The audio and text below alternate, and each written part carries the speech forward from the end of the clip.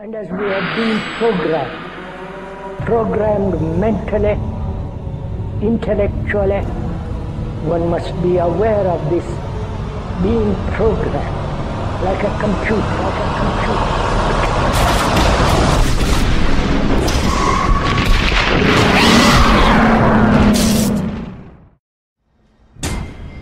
Écoute bien. L'univers dans lequel tu viens de pénétrer est un monde que très peu de gens connaissent. Tu n'as vu qu'un petit aperçu de cette vie obscure. Ce dans quoi nous sommes pris ici est une guerre virtuelle. Il ne s'agit pas de balles ou de bombes, de frontières ou de territoires. Le nerf de cette guerre est l'information. Why is there an increase of flus, an increase of other diseases that hadn't been here before? Why are people, getting sickly all the time? And with the chemtrails.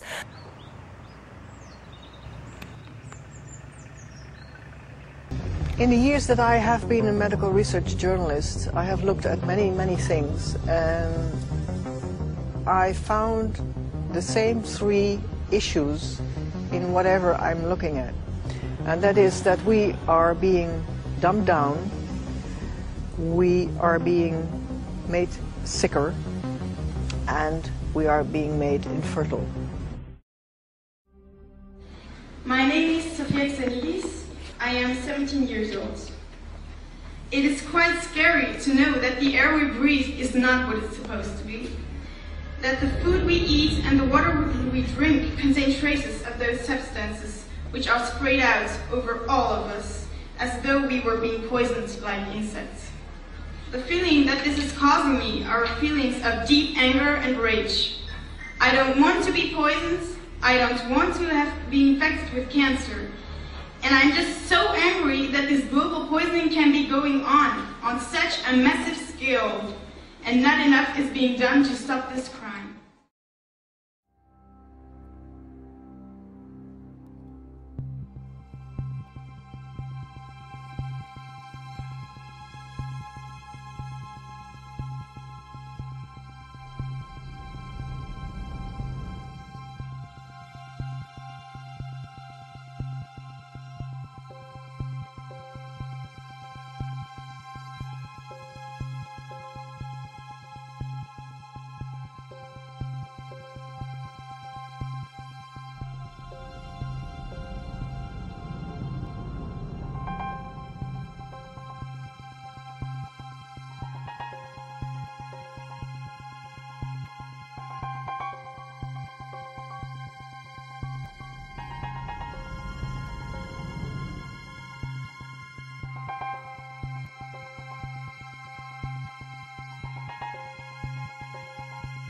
More recently in the news, an issue of geoengineering has come up, and had a question about specifically stratosphere aerosol geoengineering, also called chemtrails.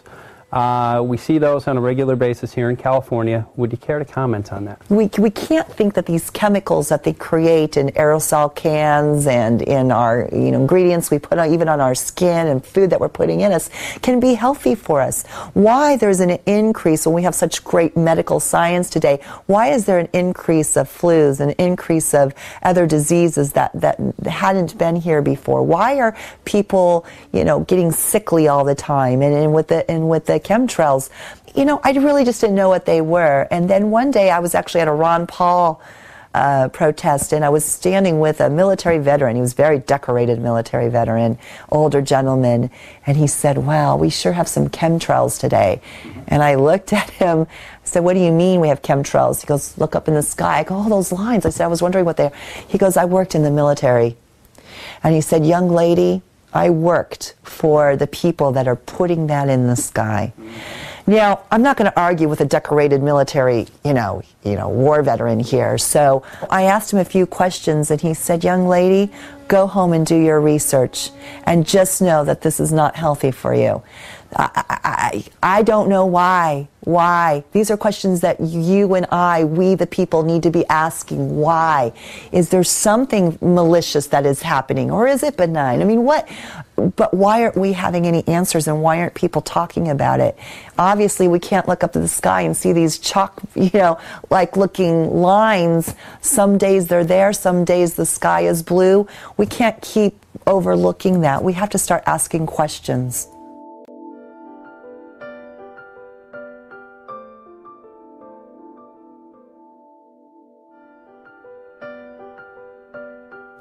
So what would you say to those scientists that say those are just normal contrails? It was about a month ago, 2 months ago, I was out in the desert, and the sky in the morning was clear blue, clear blue. And later in the day, I was driving to some campaign event. All of a sudden, I see a plane, small plane, up in the sky, and you could see the trails. All of a sudden, I see another one. And you just see these trails, these lines for miles, and they were zigzagging in the sky. I saw it with my own eyes, so that's not weather. I've seen big, huge propelled jets that don't leave that in the sky. So I don't know, but the scientific community, first of all, I mean, sometimes there's research that's being paid by someone. Well, who's paying them to do the research? You have sponsors. Well, who's sponsoring it? And also science, that's why it's called science. It's not perfect. It's just like with global warming. You had scientists that came out to say, well, our Earth is warming and we have global warming and we need to stop green gas emissions into the sky. And then you have other scientists that came out and said, no, you're wrong, that's false. Actually, our Earth has been cooling. So that's science. So, what we need is we need answers. We need to know what company, who are driving the planes, who is ordering the planes. The environmentalists that are out there, how come they're not addressing that? Well, of course, because the special interests, the globalists, that's who that pays them their pockets to go out and be the activists that they claim to be. Luna, aujourd'hui,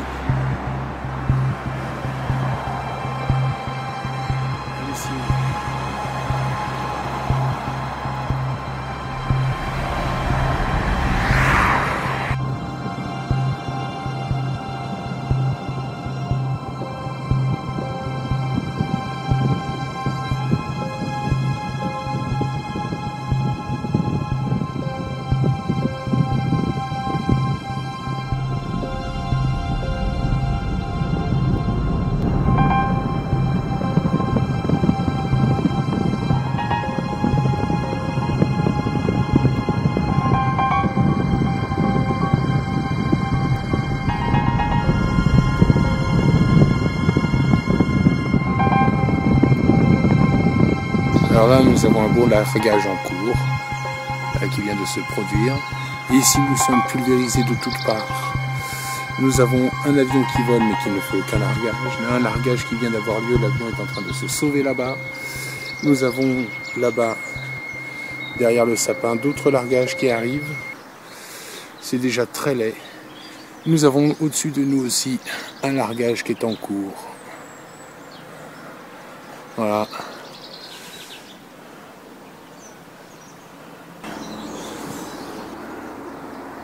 D'énormes largages qui ont eu lieu déjà, celui qui vient d'avoir cours, l'avion qui se sauve là-bas qui lui ne fait aucun largage, qui vole approximativement à la même altitude que celui qui est juste au-dessus là en train de faire son largage. Et puis nous avons là-bas une très grosse traînée qui est en cours.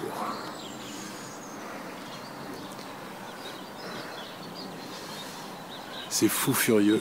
Il y en a un autre là qui se dissimule à l'intérieur même là, qui est en train de larguer. Nous avons là-bas l'avion qui continue de filer sans largage et au-dessus de nous un largage qui est en cours. Et à l'approche là-bas de l'est, puisque le sud est là-bas devant nous. Ici, un très gros largage aussi en cours. Avec un largage qui est en cours là-bas, un largage qui est en cours ici, voilà, qui venait de l'est tout à l'heure. Un autre qui arrive, qui n'a pas largué grand-chose là, mais vous allez voir, il va commencer Parce que là, nous sommes dans une zone à pulvériser qui a été décidée. Voilà. L'autre, il est parti là-bas au bout. Nous sommes gâtés aujourd'hui. Le cadeau du nouvel ordre mondial.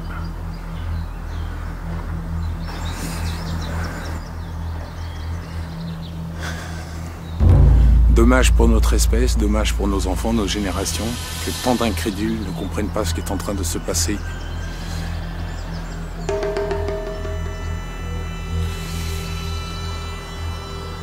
Et le voici, le largage supplémentaire.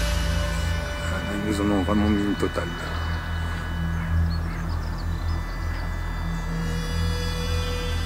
Mars 2013, sud de la région parisienne. Et là, le largage démarre. Voilà. Rien avant.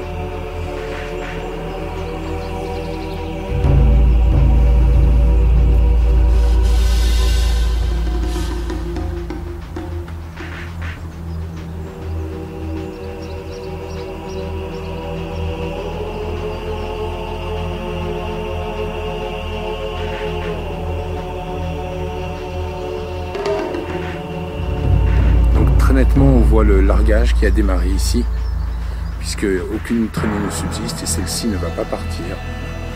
Largage de substances chimiques nocives sur nos vies.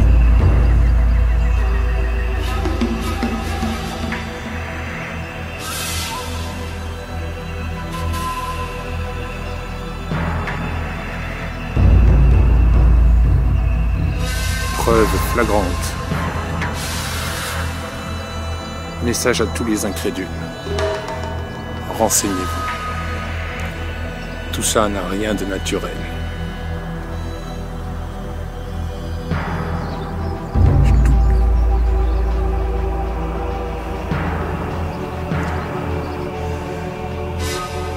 Comme aurait fait un certain interprète, je dirais 8 heures du mat, j'ai des frissons quand je lève la tête.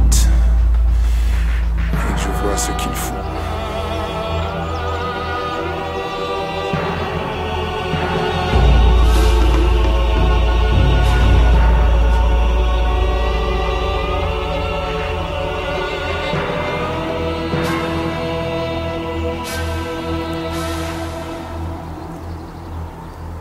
So what we need to do is we need to expose that, and we need to join and make an environmental act, a real environmental act that prevents them from putting these chemicals into the air, which of course is ruining our health.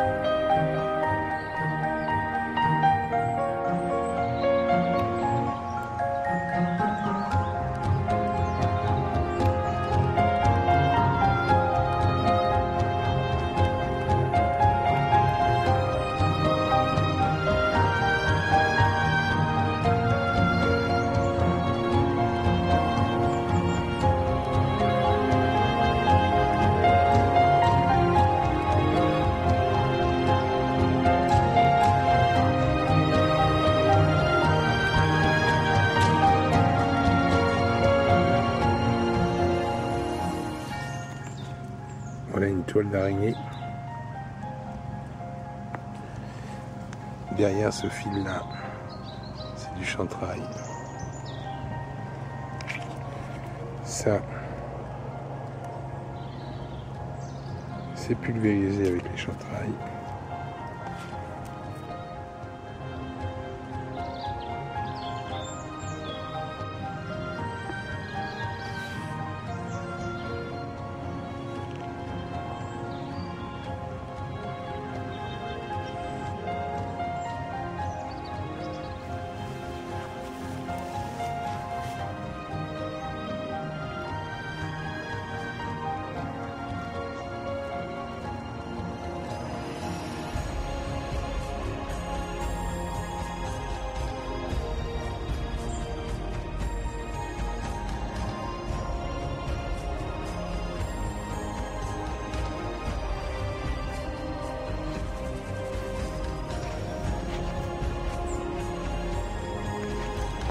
Bon, alors là, je vais prélever de la toile d'araignée pour montrer la différence. Et voilà, ça se voit presque pas bien. Voilà. Là, j'ai prélevé de la toile d'araignée. En apparence, ça ressemble. Quand on les place l'un à côté de l'autre, on voit que ça ne ressemble pas du tout. Et alors, surtout celui-là, vous allez voir, il brûle au feu. Il brûle, il noircit. Alors que le chantrail, lui, ne brûle pas, il se rétracte, il reste blanc. Enfin, les fils de la Vierge. Donc, voici, à droite, une toile d'araignée qui vient d'être prélevée, et à gauche, les fils de la Vierge qui viennent d'être prélevés. Si on va le brûler, vous allez voir, celui-là va brûler et noircir. Celui-là, il va juste réduire, oui, se contracter, comme du synthétique, et il restera blanc au jardin. Alors moi je vis à la campagne, et quand on vit à la campagne, vous savez, on sait très bien faire la différence entre les toiles d'araignée ou les fils d'araignée qui peuvent être un peu partout, et les fils de chantrail. Déjà je vais vous donner un premier indice. Le fil d'araignée, même tout seul, est très résistant. Quand vous tirez dessus, ça résiste tout. Le fil de chantrail, lui, n'a aucune résistance. Il est complètement élastique. Vous avez presque l'impression de taper dans du vide. Voilà, quand vous le récoltez. Alors que si vous touchez un fil de toile d'araignée, vous allez voir, il y a de la résistance, et avant d'arriver à le rompre, boum! Et au moment où vous le rompez, vous sentez vraiment la craquelure. Deuxième expérience que vous pouvez faire, je vais vous montrer, très simple. La toile d'araignée, lorsqu'on la soumet à une flamme, brûle. Voilà. Elle brûle, et une fois qu'elle a fini de brûler, il y a une partie en cendre, tout, etc. Le fil de chantrail, lui, ne brûle pas. Il se rétracte, comme du plastique. Regardez bien.